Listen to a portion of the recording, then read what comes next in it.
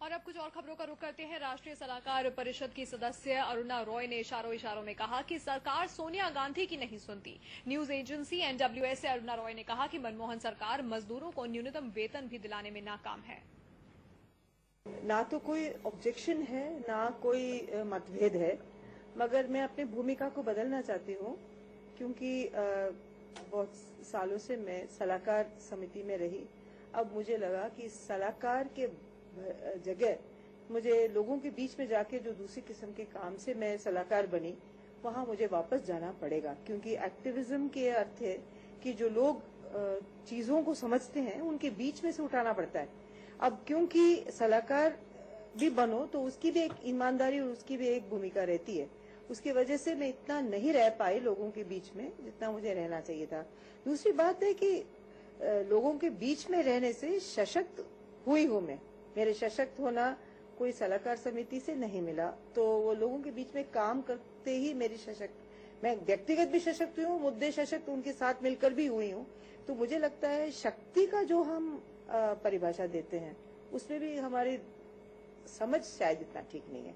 तो एक किस्म की शक्ति से दूसरी किस्म की शक्ति में जा रही हूँ। मैं यही मानती हूँ कि ये जो लोक शक्ति है उस पे अभी काम इसलिए करना पड़ेगा क्योंकि कानून तो बना के एनएससी ने कुछ भेज दिया है सरकार पे, मगर उसको क्रियान्वित करने के लिए जब तक हम लोग उस लोक शक्ति को इस्तेमाल नहीं करेंगे तब तक वो क्रियान्वित भी नहीं होगा।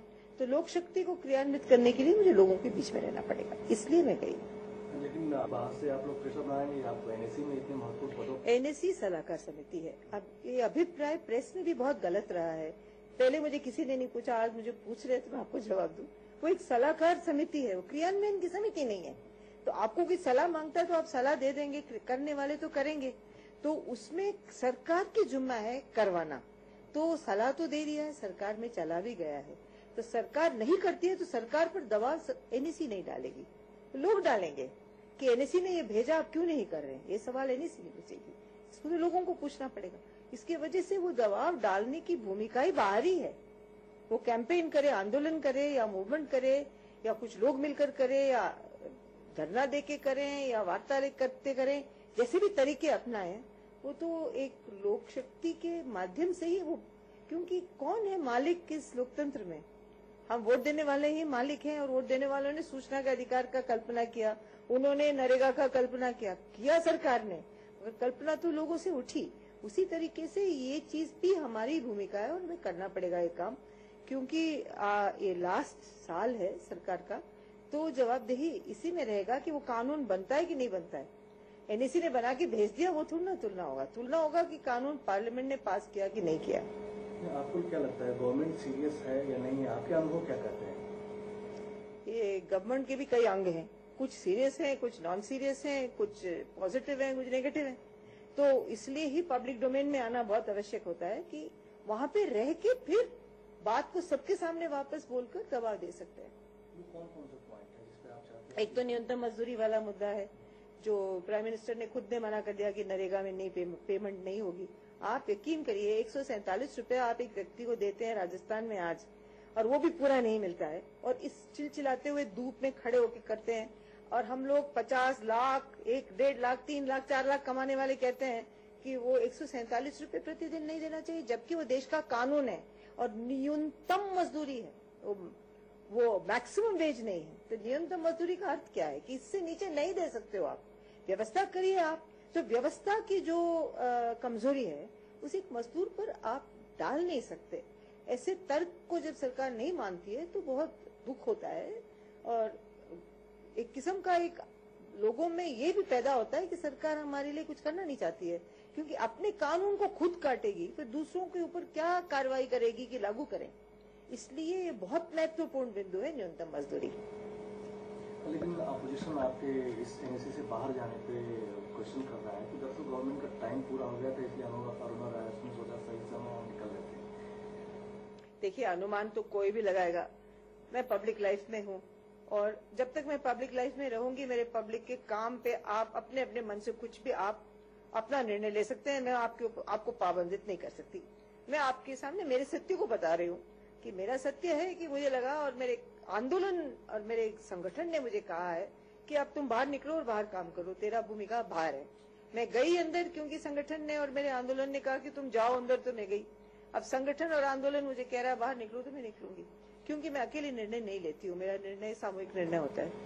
अंतिम सवाल, दरअसल जो आप लोगों ने सलाह दी, जिन मुद्दों पे आपने सलाह दी, उसको इम्प्लीमेंट कराने के लिए आपको बाहर आना जरूरी लग रहा है, क्योंकि एनएसी एडवाइजरी काउंसिल है, सलाहकार समिति है, वो क्रियान्वयन के लिए जोर नहीं दे सकता है।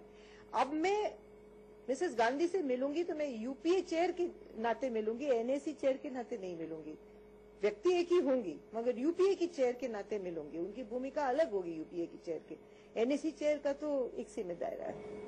तो फिर जब सलाहकार समिति है वो गवर्नमेंट को एक तरह से अपनी सलाह ही दे सकती है, तो सलाह को क्यों नहीं, जबकि सोनिया गांधी ने उसको बॉडी को बनाया हुआ है, तो सलाह गवर्नमेंट। ये तो आप सरकार से पूछिए और सलाहकार समिति के अध्यक्षा को पूछिए। मैं तो इतना ही कह सकती हूँ कि मेरे दिमाग में एक सलाहकार समिति का सलाह देने के बाद भूमिका समाप्त हो जाता है, वो फिर आगे बढ़ता नहीं है, उसके लिए अलग व्यवस्था में जाना पड़ता है।